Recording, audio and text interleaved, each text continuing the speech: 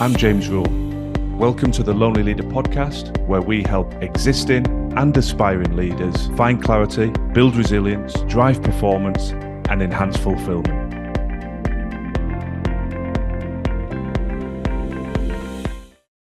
Hi, I'm James Rule. A very warm welcome to the Lonely Leader podcast. And today we're talking about the leadership energy crisis, how to rebuild before you break.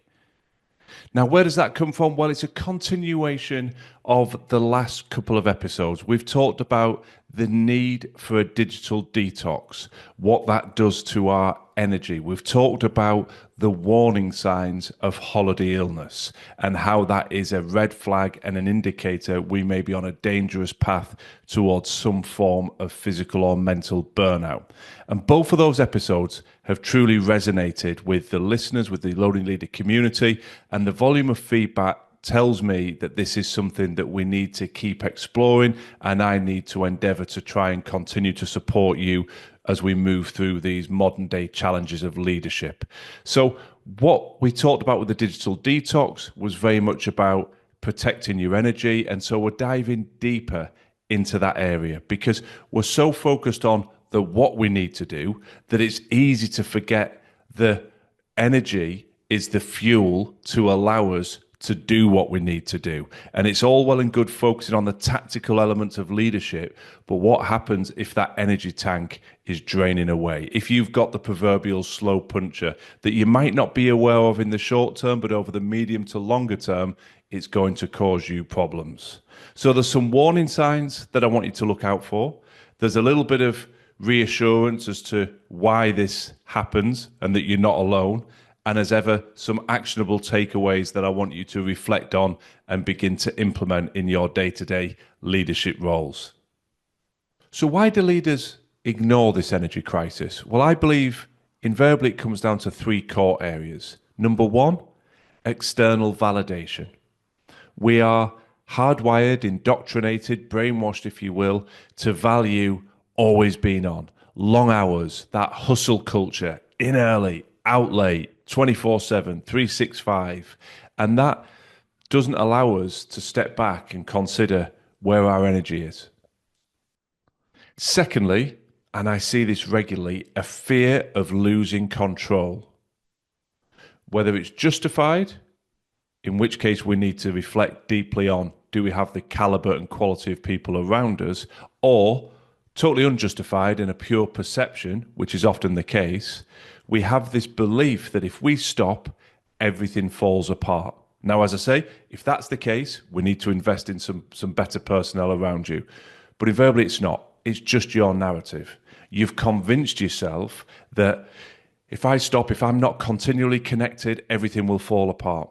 Now, my old world challenge to those of you that are not old enough to remember a time before smartphones and emails, how did businesses operate before email?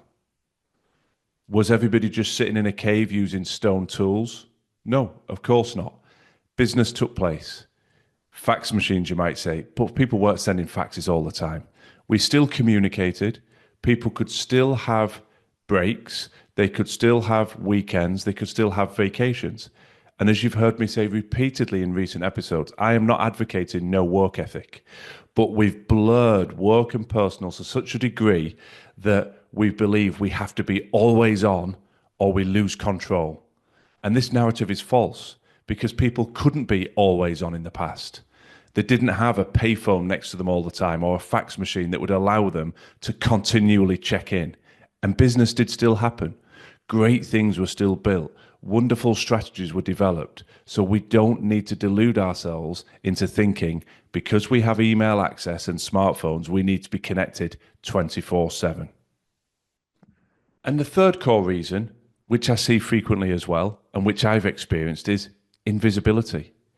Energy depletion creeps up on you silently until you hit a wall. And the harsh reality is that you either make time for energy renewal voluntarily or it'll be forced upon you involuntarily. And as I talk about regularly, because I believe authenticity is so important in my teaching and coaching and training, the involuntary episode for me was collapsing with pneumonia, ending up in hospital, having my phone taken away, being forced off work for a couple of weeks, and with doctors asking me what my normal daily schedule was, which when you articulate sitting in front of my wife and watching the doctor's reaction, you start to feel a little bit embarrassed at how badly you've managed your energy, how much you've abused your own body and mind trying to pull unsustainably long hours over an extended period. So I come very much from a position of empathy, from wanting to support you, avoid you going down similar pitfalls, make sure your energy is high so that you can perform at the highest possible level. I've been down the wrong side of this track, and that's why there's zero judgment from me. But what we must ensure is that this sort of energy depletion doesn't creep up on you through this invisibility factor that sideswiped me and hit so many of the people that I engage with and talk with about this very situation. So we've explored the why that we ignore this energy crisis, but how do you become more aware that you are running the risk of falling victim to this, that your energy is depleted? It's very hard just to say, here's a test, take this, and you'll find out. So I would give you some of the core warning signs that I see repeatedly with high performers who have drifted down this energy deficit road. First and foremost, decision-making fatigue. Small choices start to feel overwhelming. We all know as leaders, we're going to make a high volume of decisions. But when our bandwidth is compromised, when our energy is reduced, some of the smaller decisions that ordinarily you'd knock away without a second thought start to become overwhelming. You start to procrastinate, you start to resent the level of decisions that you have to make. Secondly, emotional reactivity. Short fuse, impatience, call it what you will, but fundamentally you're snapping at the ones you love. You're intolerant, and whether that's with your partner or your children, you start to become aware of, actually, I need to be better than this. This is becoming a pattern. Every once in a while, we're going to be abrupt. It happens to the best of us. But if we're consistently becoming short with those loved ones and those relationships we should be cherishing, then that's another warning sign that our energy levels are depleting. The third warning sign is mental fog. You sit down, you've got an important paper to write or a project to finish or a strategy to finesse, and you just can't seem to get into it. You just struggle to get into that deep flow, that high level of concentration and efficiency, and your mind's wandering. You're drifting back to your phone, you're scrolling, you're checking out websites, or you're just actively procrastinating in whatever form you do that because you can't quite get yourself into deep concentration. So we need to be aware when that mental fog is creeping in on us. And this might sound a bit dramatic, but the last one is loss of joy. There is so much that can bring us joy in our lives. But if we're starting to lose our energy, we're starting to become overwhelmed, we're becoming irritable, as we said, we've got decision-making fatigue, then we just start to lose our sense of joy. We're seeing the negative in everything rather than the positive, and it's a slow creep from an energy depletion point of view into a disempowerment of our mindset. Having talked about the whys and having looked at some of the warning signs, I now want to share some takeaways, some strategies that you can utilize to try and address this. Now, there are a whole raft of ideas we could talk about, but for the interest of brevity, I've distilled it down to 5 key points. And number 1, protect your sleep like your life depends on it. Because the harsh reality is, it does. So many high performers, I've been there, believe that sleep is a luxury rather than a necessity. And they nibble away at both ends of the spectrum, going to bed later, trying to get up earlier and earlier, and lose sight of the fact that sleep is when we plug ourselves back in. When you recharge your devices, you plug them in, they're in sleep mode, they recharge, they're good to go again. We have to do the same with our physical bodies and our minds. If we don't invest in our sleep, we are never going to be able to maintain the high levels of energy we need to be the highest possible performer. And so find your own sweet spot. Naturally, that's the caveat. We don't all have an exact number, but I haven't found anybody yet that doesn't need between 7 and 9 hours. Yes, you can have occasional blips and you can have social or professional rationale for not getting that proverbial block of sleep, But the reality is you can't do it over a long period of time. Not in my experience. We can point to examples. People always talk about historical leaders, the likes of Winston Churchill, Margaret Thatcher, etc., who had short levels of sleep and wore it like a badge of honor. But when you read widely about them, you hear that they partook in daily naps. They slept catnapped through the day, which helped offset the low level of sleep they had in the evening. My second tip is block out time for deep work and concentration. Now, for those of you that have worked with me, I call this the power hour concept. We have to create space in our manically busy calendars where we can focus on high levels of concentration on those strategically critical priorities that we need to move forward on without constant disruption. People putting their head round your door, the phone ringing, email notification, social media notification, whatever those disruptions are, we need the discipline to put a force field around ourselves periodically for small but consistent blocks of time. Otherwise, we're constantly reacting to everybody else's needs, neglecting our ability to get into the high priority tasks we need to do. And that has a cumulative destructive effect, both on our energy and our mindset, because we get to the end of the day, and I'm sure you've been there and you think, I'm shattered. I've been super busy, but I still haven't got to my task that I needed to get done. That's fine for a day. But when that happens consistently and consistently and consistently, it really starts to deplete your energy. And the only way around that is to work longer hours or work weekends. That starts to address our ability to sleep and bleeds into our whole personal lives as well, which guess what? Comes back to erode our energy even further. Third tip, be strategic about how you eat and move. I will never insult your intelligence. We all know that this is a necessity. We need to eat well and we need to be physically active if we want to maximize and maintain high levels of energy. But how strategic are you about it really?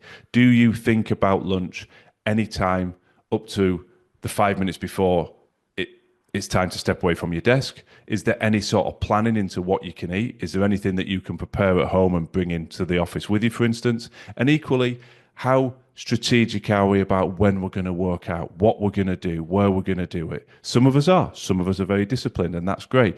But the vast majority of us are also guilty of, I need to do a workout today. I'll do it before work, or I'll do it at lunchtime, or I'll do it after work. Oh, I'm tired. I'll do it tomorrow. We've got to break that cycle by being strategic and blocking out time in our calendars of exactly when we're going to work out and be thinking about our nutrition. And we're all super busy. So is there anything we can do with leftovers from the night before or some element of batch cooking that allows us to have highly nutritious food, which combined with consistent exercise is the no-brainer of maintaining high levels of energy? The fourth key area, and one I've touched on in previous episodes, is emotional debriefing. In the episode talking about holiday illness, I talked about that trickle release of stress. This is the same principle. How do you release stress from your mind and your body? You can't bottle things up. When you do, it ends up coming out in a corrosive and destructive way down the track. So release it through journaling, taking time to collect your thoughts and extract them from your mind into your journal. Perhaps it's a conversation with a good friend or somebody in a more formal environment, a mentor. Perhaps it's actually stepping back and taking a break from what you're doing and seeking the wisdom and counsel of those who have walked the path ahead of you.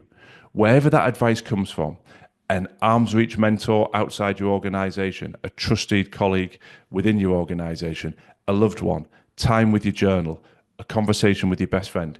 It really doesn't matter, but it's about finding a way for you to emotionally debrief and release some of that negative energy and stress so that it doesn't have a corrosive effect over the medium to long term. And my final point is see boundaries as a leadership skill. We've all walked a path, I know I certainly have, where you believe you have to have that my door is always open mindset. And I'm certainly not advocating be aloof, sit in an ivory tower, prevent anybody from contacting or accessing you. But there has to be a balance. It's okay to say no, or certainly not at this moment in time. other people's high priority needs for you will not necessarily be your high priority needs. And you have to be ruthless enough to be able to say, I will help, I can help, I just can't do it right now because I'm in the middle of X or Y. So let's schedule something for this particular day and I will be fully engaged in supporting you. The opposite is just stopping every time somebody utters that immortal sentence, have you got a minute? Which is never a minute. It's always 10, 15 minutes minimum. And that can happen multiple times in a day. And it erodes your ability to get the things done you need to do, which comes back to that energy depletion. So recognize when you should say yes, when you should say no, when you should delegate that request to somebody else, and when you should defer and say, it's a yes, but it's not right now. It needs to defer to this particular day. So my final thought on this topic is give yourself permission to explore it. I think so many high performers in business feel a sense of guilt, going back to that external validation point, that in order to be the best, they have to be always on, moving at 100 miles an hour. And this sort of discussion around energy management, rest and recovery is somehow soft or weak or a dereliction of duty, whatever narrative you want to put forward. And I spend a lot of my time when I first start building relationships and rapport with clients to say, that's deluded. And often I'll frame it around sport and ask them to reflect on the highest, most globally recognized individual sports stars. And do they have a focus on energy, rest, recovery? And the answer is always unequivocally yes. Look at tennis players, for instance. Federer, Djokovic, Nadal, the Williams sisters, what do they all do? They're constantly hydrating, taking snacks through games. That's a simple analogy, but they don't just go on the tennis court and say, I'm here to work for 5 sets and I'm not even going to think about what I eat or drink. And obviously that takes on a whole different level of discipline between training sessions and matches. But that's just one simple analogy. The principle is they don't just think about the execution of the performance. They think about how they recover, what are they doing to ensure that performance is at the highest level. Another gentleman that I've read a lot around, General James Mattis, a former senior military leader, talks a lot about the power of reading and the importance of that. That's something I've touched on another podcast. But he was also famous for implementing what he called strategic pauses in operations, where he would allow troops to gather, regroup, replenish, both mentally and physically, gather that energy again to move forward. He didn't just lead and say, we will fight continually without break, without reflection. So I can find a whole raft of examples, but I don't want to take up too much of your time delving into that. But I encourage you to do it. Who do you respect? Who do you respect in business that's been at the top of their game for a long period of time, in sport, in the military, in the arts? If you get a chance to engage with them or to read around them, you will find that they work hard on protecting this energy. They don't end up in that energy crisis where the energy is dropping through the floor, because if they did, they simply can't perform. So as ever, I hope today is food for thought. I hope it encourages you to make reflections. I hope it gives you comfort and permission to say you are not showing weakness by reflecting on how to protect and maintain energy. Quite the contrary. When you find the roadmap to do it, you will find high levels of performance in your professional role and personal life. And critically, you will find it easier to sustain it over the long term, which is the ultimate route to the highest level of fulfillment. Thanks for listening to the Lonely Leader podcast. I'd be very grateful if you could share and follow if the content resonates. And if you're looking for additional free resource to support your continued growth and development, then please do check out our social media and website details in the show notes. Remember, quality leadership on the outside must always start within.